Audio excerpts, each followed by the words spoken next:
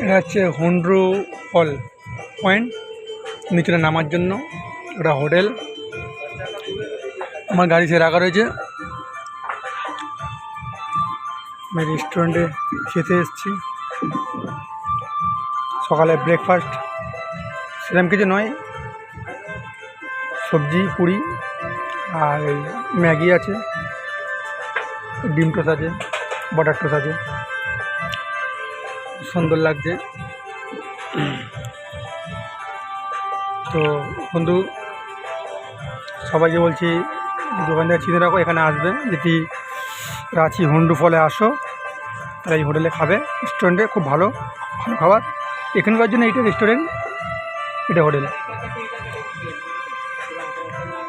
খুব সুন্দর খাবার, আচার, सब्जी। भैया मिर्ची है, लिए ना।